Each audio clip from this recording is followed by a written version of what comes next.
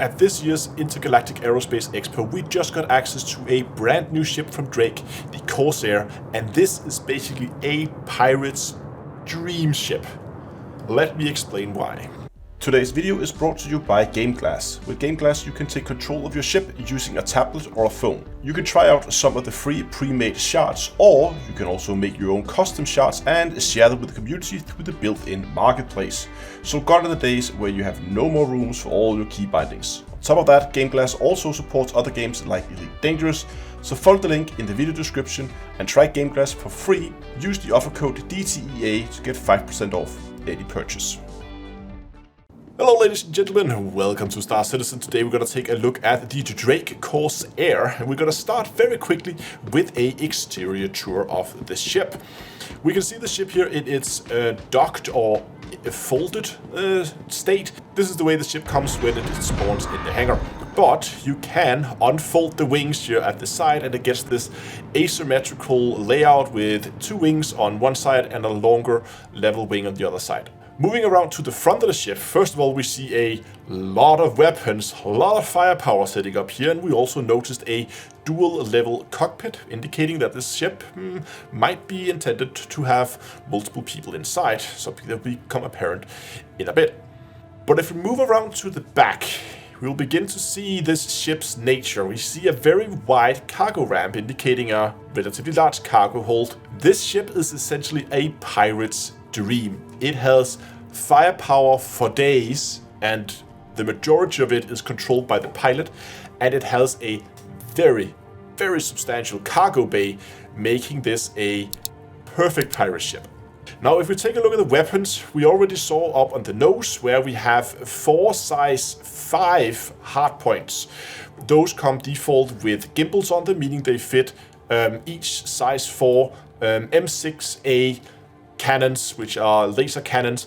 So size 4 weapons fitted here with gimbals, or size 5 weapons if you go fixed. On the smaller wings we also find 2 weapons. We find 2 size 4 hardpoints, again with gimbals.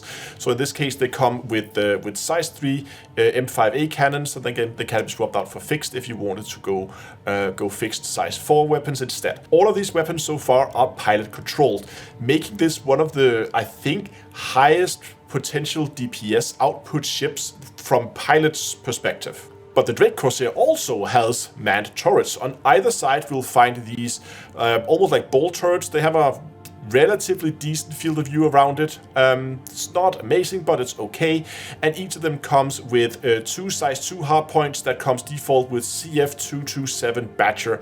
On the top, towards the rear of the ship, kind of a place to protect the cargo, we find a remote turret that can be controlled by the co-pilot. We'll see the co-pilot seat here in a minute. And those are the same guns as we see at the ball turrets. It is 2 size 2 weapons with CF227 Badger repeaters on them. Moving on to the interior tour, if we enter the ship from the back, we see that large cargo hold that we talked about. This is where a would-be pirate would of course be stowing all the lovely cargo that he's going to steal from his victims.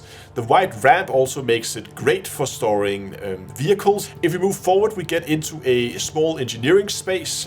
Seems this is where we get the reactor, lots of stuff around it. We can move around it here, and if we go out to one of the sides, we will find a little prep room where you can store basically suits, you can store weapons.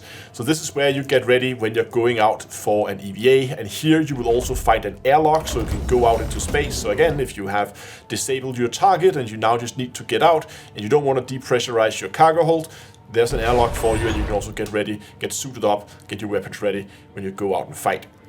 If we move back into the engineering space and move further forward into the ship, we get into the mess hall. The mess hall, we find a table, small kitchenette.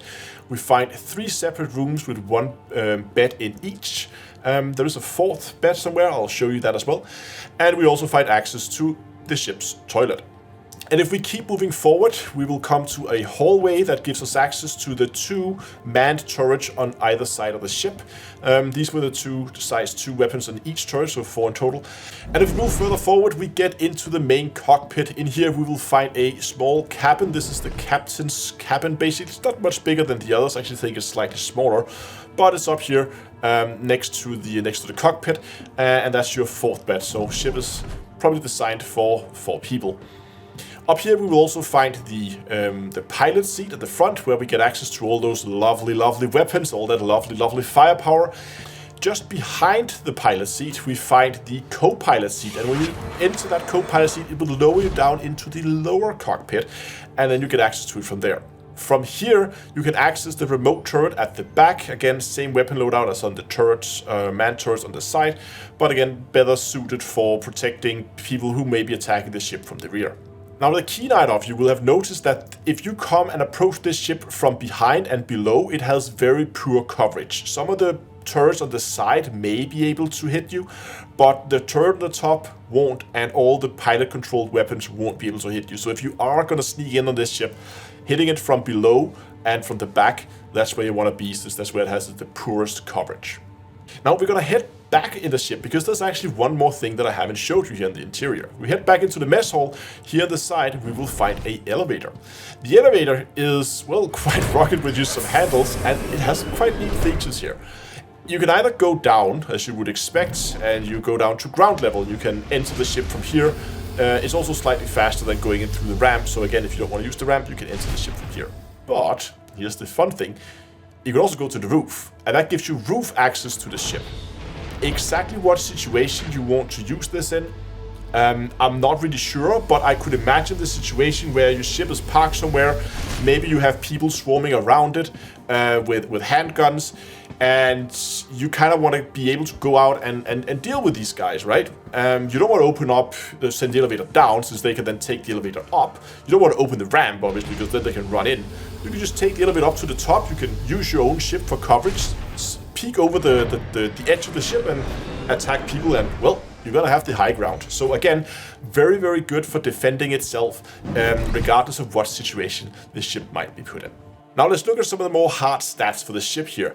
The cargo bay holds up to 72 SCU of cargo. As I said, that's very respectable for a combat ship, and one of the features that makes the ship very, very interesting for a would-be pirate. In terms of interior capacity, it holds up to 1.5 SCU, which is not amazing, so that's the amount of storage you can use for weapons, armor, those kind of things. But another thing that I think a lot of you guys are really going to enjoy is the fuel tank on this thing. It's been a hot topic in any Star Citizen community lately, where everybody seems to think that these excessive sized fuel tanks is going to get rebalanced later, and they might very well be. But for the time being, all we can go by is what we have in game. And what we have in game is a 5,000 ton fuel tank. Again, this means that this ship can go long distances, and it can do it fast. Even if you fit a faster quantum drive, we're going to look at probably you being able to cross Stanton multiple times before you run out of fuel. In terms of shields, it comes with those lovely, lovely size 3 shields, meaning it's gonna carry a total of 100,000 shield hit points. So the shield's also gonna take quite a while to take down if you decide to attack this thing. These are some features we're beginning to see in a lot of different ships, and I also think that's going to make this ship a prime candidate to take into Pyro. We know Pyro is going to be a much bigger system than Stanton. There's going to be much bigger distances to cover, so having that larger fuel tank is going to be absolutely key. So with a ship like the Drake Corsair, you could absolutely be the king of Pyro. Now, so far I've been branding this thing as kind of a pirate ship. Obviously, I'm expecting this to be a great PvE ship as well. If you want to go and run bounties and hunt pirates, NPC pirates or real pirates, it's going to be an awesome ship too. Again, because the majority of firepower is pilot controlled, it's also a great solo ship. And I think it's going to be a favorite. And I think this is going to maybe a little bit of a power creep here in terms of firepower and how much you can get from a single person or single piloted ship. But I don't know, we'll see. And one final thing before we leave, I need to ask you, would you please consider subscribing to the channel? It would mean a ton to me. Trying to hit 100,000 subscribers, really getting close, getting quite excited to get there, and I really wish that you would help me get there. What do you guys think? Do you think this ship is overpowered? Do you think it's okay? Are you gonna get it? Do you maybe have access to it already? Comment section below. Thanks a lot for watching, and until next time, I will see you guys in space.